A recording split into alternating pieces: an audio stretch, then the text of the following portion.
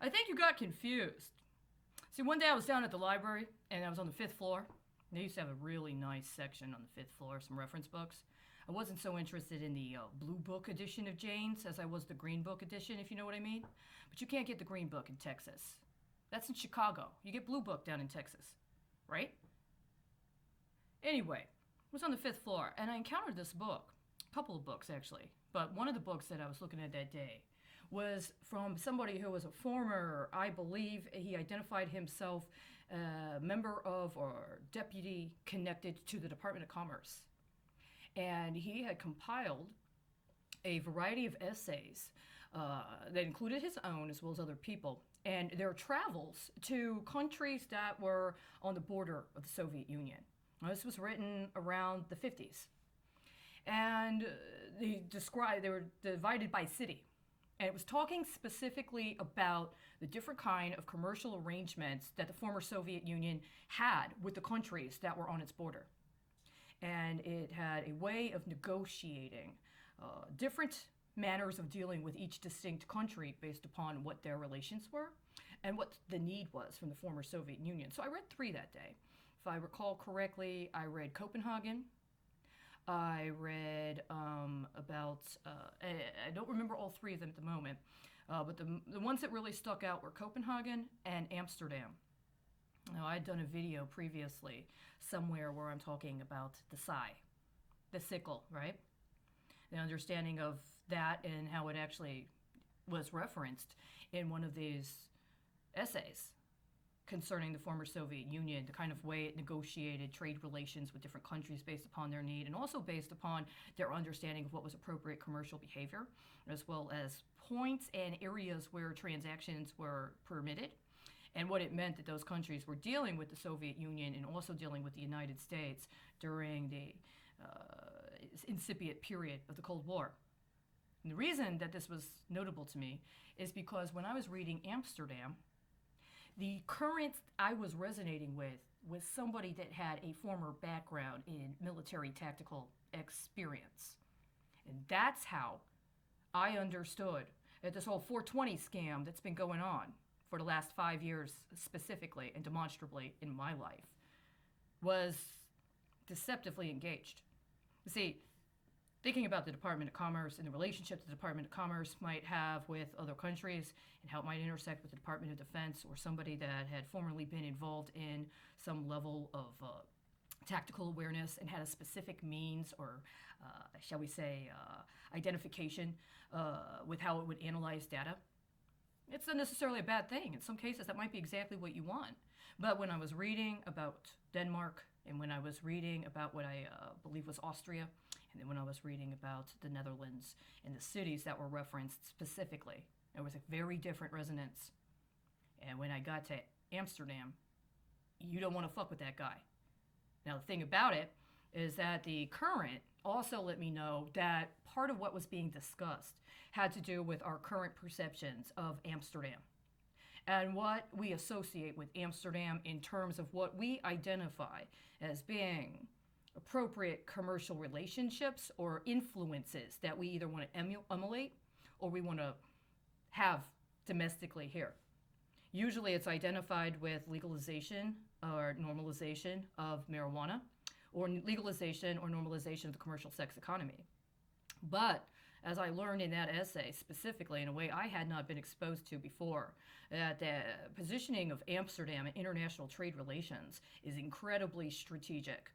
It's not just a red light district that they have, and there is a very important strategic reason why they have that kind of red light district in the manner they do, considering their political positioning and considering elements of their history that are something that are very much a part of the United States history as well as other countries. And so I bring this up because today is the anniversary of reports that I submitted. One is 3 years old and one is 2 years old. It means that on this day, 2 years ago, I submitted a report to the Senate Judiciary Committee. And really what that one was a follow-up to a report I submitted in 2017. There had been an announcement by the chairman of the Senate Judiciary Committee that there had been announced a missing $500 million from the DOD budget that wasn't accounted for. Now, my understanding is at that time, there was a process of implementation of an audit concerning the Pentagon that was being undertaken by 4 accounting firms. One of those accounting firms is an accounting firm that I believe and understand is absolutely 100% culpable with this pattern of racketeering activity, has global implications, and is involved with organized crime that has been allowed to infiltrate local police departments and local city administrations. As a matter of fact, Deloitte was one of the authors of the 2010, the March 24th of 2010 published review of the Chicago pension system, the Chicago municipal pension systems, where they had discussed trends that had been analyzed over the previous 10 years, and as I understood it, were setting up benchmarks for the next 10 years. Now, when I first reviewed that, it was at the end of 2018. And one of the things I saw in the trends that I understood they were anticipating was that they were expecting a big payoff in 2019 after taking a hit in 2018. I believe, and my research thus far is justifying this, and if I could get other information to be able to fill in some of the gaps, I believe would substantiate my concern in consideration that what is happening with COVID-19 is a lot of stuff that happened in 2020 is being backdated to deliver for obligations that were anticipated for 2019, and it was strategically done. It was strategically done as a means by which to try to obfuscate the fact that it had been intentionally orchestrated in this manner. It is almost as if it is a year ahead in order to test out regimes during 1 year to set up specific processes of engineering, both politically and economically, to deliver the next year. And that's why all of us have been confined inside our houses. And all of us have been trying to figure out what to do about this orchestrated masquerade party that has taken over every aspect of public and civil society, even if it doesn't make any sense from a policy standpoint, and especially if it doesn't make any sense from medical necessity or emergency preparedness. Now, I bring this up because I contacted the Senate Judiciary Committee with my concern that part of that $500 million that was identified as being missing from DoD appropriations was in some way laundered through the so-called healthcare system.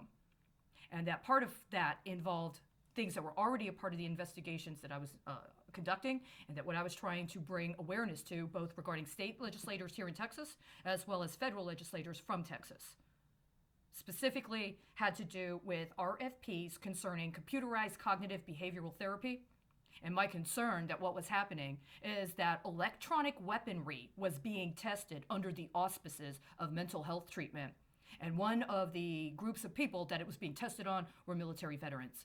The specific understanding was that military veterans were going to be subjected, as well as other people, in order to get unique rationales based upon how they responded.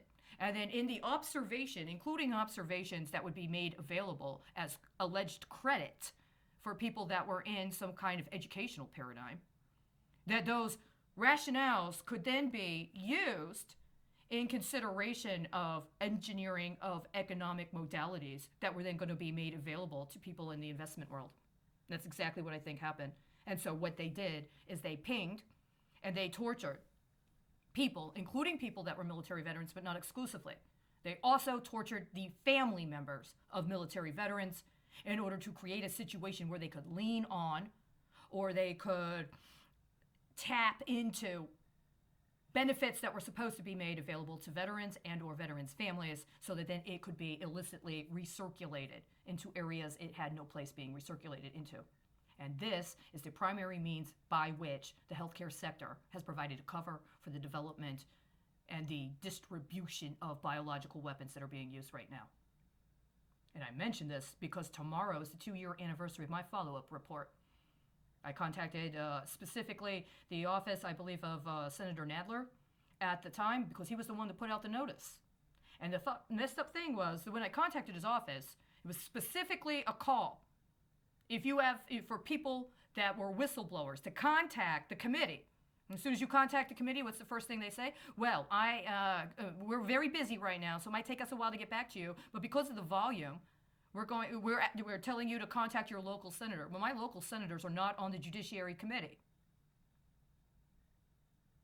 He was doing this under the assignment of the Judiciary Committee. He put himself into a position to have jurisdiction over the entirety of the country by virtue of his assignment on the Judiciary Committee. He had no right to give a local kickback, especially considering what I was reporting. That is exactly what the problem is. That's why I followed up 2 years ago. Now, I have somewhere in my evidence, copies of both reports I sent to the Senate Judiciary Committee. The email address I sent them with has been, where is it? If they took my email account and decided they were going to create a profile based on dispossessing me of the email account as well as the evidence that was in it, connected to my efforts to contact the Judiciary Committee about how they were testing biological and electronic weapons on people under the auspices of mental health treatment? Well, that was the accusation. Those were the allegations. So now we're in this situation where there has been a lot of property and there has been a lot of things that have been illicitly redistributed. And so somebody wants to try to make some sort of claim, civil claim for restitution about what may have been dispossessed from them, and or try to copyright or patent or find a way to lay claim to things that they acquired through illicit redistribution. And so this is a very significant matter we need to contend with and deal with. This is not about just ceding and letting somebody else, based upon some sort of performance, decide what they think. You know what? We think you can have this profile. After they've taken somebody else's life, spliced it up, reconfigured it, and tortured us into relenting on acknowledging that they're the ones with the authority. There's still a reason why, going on 5 years into this, I've not had another person to talk to and have a conversation requisite to the matters at the level I'm dealing with. And if I do occasionally get to have a conversation, well, then I'm expected to just move on. That's called a kickback scheme. I've seen at least 2 different patterns, one state and one federal, for how they effectuate their kickback scheme. How much farther down the pipeline are you planning to put my ass? And if you put my ass there and you tell me I can stay there, are you going to blow it up like you did in the Ukraine the other day? Because every single one of those announced pipeline explosions is not an accident. And even insofar as it may have been orchestrated by terrorists, well, that's not an accident either. These are not senseless acts. These are not crimes of opportunity. These are premeditated acts in an ongoing pattern of racketeering activity. My contention and concern is that sometime this past summer, AIG specifically had some sort of 10-year flip on stock splits it was able to get away with as a result of the alleged bailout of 2008 economic crisis. And when they did that, a lot of rationales that were being meted out in the United States got exported. And what we're dealing with in this home confinement and quarantine is how we're going to adjust to the balance of trade. Now, my understanding is we are 10 days into an implementation of a specific rule change, policy change, law change that the nation of China, or that China implemented regarding electronic waste, e-waste. And presumably there were certain standards that were supposed to be adhered to. There was going to be a gradual reduction of acceptance of electronic waste and other kinds of waste from other countries that previously had been factored into China's economy. And that they, in October of last year, or actually late fall of last year, accelerated that. You know, they said we're not going to be continuing a staggered process. We're doing a complete prohibition beginning on January 1st. How much of what's going on right now is a fallout of that? How much of our accusations of Chinese hacking are actually about our refusal to deal with sex terrorism and cyber terrorism that originated domestically as premeditated crimes that were part of long-term processes of electronic warfare that are what are financing COVID-19 right now? And how much is our country right now preparing us for what the implications are? If we were expecting to be able to have a certain level of electronic communication or electronic currency or digital-based economics that were allowed to be identified as having particular components that might otherwise be considered toxic and or had specific kinds of encoding or specific kinds of structural modalities, including visual spectrum, and or connected to bandwidth that excitated specific kinds of biophysiological responses in order to transform or otherwise try to create something out of what would be identified as toxic finance.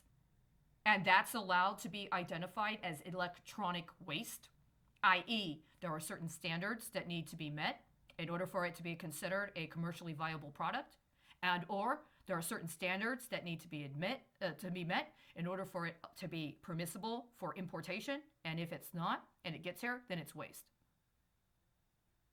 And what are we going to do, especially if they refuse to take it? What are we going to do if we set up an entire economy based upon trying to commercialize things that other people would not say fit certain standards in terms of qualitative content? And instead, we try to create some sort of performance-based or superficially masked presentation that doesn't meet certain quality indicators, and it's rejected. And if we have spent the last year under fraudulent pretenses completely redesigning our manufacturing sector to produce that, what are we going to do? Especially if those were attempted to aid and abet the proliferation of biological warfare and try to normalize us to processes of electronic warfare in order to accomplish other aims. This is why it should have been explicitly identified for what it was. This is the difference between a culture that says we're zero tolerance on weapons and a culture that says you have a right to bear arms. There are standards that need to be met. There are processes that need to be engaged to make sure it's done safely. And even if you personally don't believe in weapons, don't believe in wanting to carry a weapon for yourself, then you have to understand the consequences of being a part of a society where they exist. This is nothing close to what the United States has done in the last 10 to 15 years. They've done nothing close to informing us about this. Instead, what they've done is they've robbed us of our personal private property and tried to make us do illegal debt service to people that intentionally defrauded us using the cover of the government. And now we're in a situation where they have so dispossessed us and so deceived us that they expect us to operate in virtual, if not literal, situations of slavery and or at least peonage, where we are compelled to perform in order to pay for the insurance to cover them, because they know it's going to flounder. They know that certain things are going to fail. They've already set it up for certain things to fail. They're leveraging that they can get us to cover their failures. And so, on one hand, us being able to create something and organize with each other and network with each other so that we can create an alternative is our right.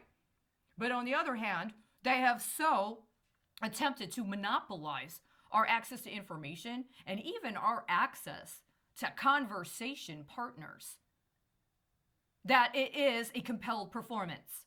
That what otherwise could be considered value and what otherwise could be considered something that is identified and evaluated for its qualitative possibilities and then allowed to be evaluated at that rate so that then it can be exchanged with others of like quality or understood to potentially be available for other things based upon certain quality indicators that can sustain investment in consideration of other things of either comparable quality or something that complements it. We don't have that. Because if they'd been honest about what was going on in terms of a global situation confronting biological warfare, then they could also have been honest about what it means to deal with the quality of the information and the exchange of that information. When I spend, as I have now, 7 months making these videos, trying to provide information to people, I don't have one person to talk to. I don't have one person giving me a phone call, follow up in a report. I don't got one email following up in a report. I don't got one person in any governmental department, whether it be judicial, legislative, or executive, on the state or the federal level, from any state, responding to acknowledge that I have provided them with something and giving me some feedback on the quality that it has relative to what it is that they're doing and what they say their aims are. And so everything defaults.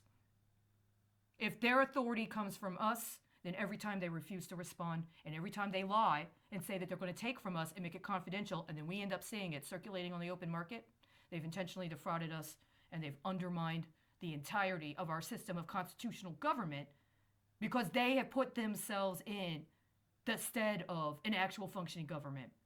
And I'm very concerned because we're now 10 days in to this Chinese mandate. And to be honest with you, I respect it. They had a right to say, what you're doing is toxic to our people. We're not importing it. Deal with your own shit. Clean up your own trash. Deal with your own waste. Waste isn't just about not getting paid for quality. Waste is also making sure that people that don't deserve to be able to expropriate from other people are not allowed to do it. Now, I'm in this situation right now where almost on a daily basis, I am working some sort of current where I am being used in the stead of other people that are engaged in formal litigation around bankruptcy and liquidation proceedings. I understand that on another level, this is what happened as part of the 2008 banking bailout. My concern is that a lot of people who were otherwise highly functioning people might have had a lot to contribute, including in terms of political capital, were targeted and allowed to be assigned as assets for other people to figure out their refinancing in the course of being subjected to bankruptcy proceedings. That a lot of companies and corporations that ended up going bankrupt harvested people and dumped on people and used people and stole people's lives and subjected them to false accusations that they were somehow mentally ill or disabled after they had literally used their lives and electronic accounts and other things connected to their human capital to launder their dirty assets. And by virtue of the fact that the federal government took on certain of those companies into a form of receivership where they also became shareholders, that made the members of the federal government that were involved directly culpable.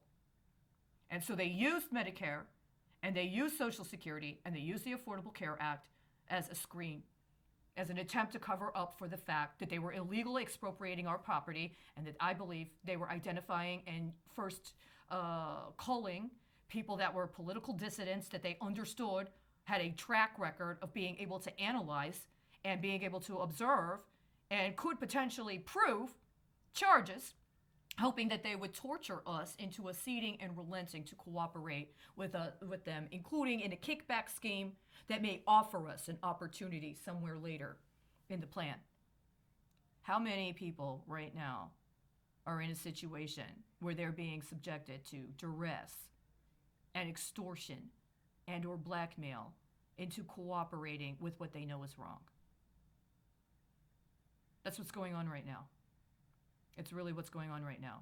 Now, I'm also concerned, and I'm going to end this by saying this, that in December, there was an announcement that there was an anticipation that they expected a doubling in the numbers of COVID-19 deaths before April, within a certain amount of time.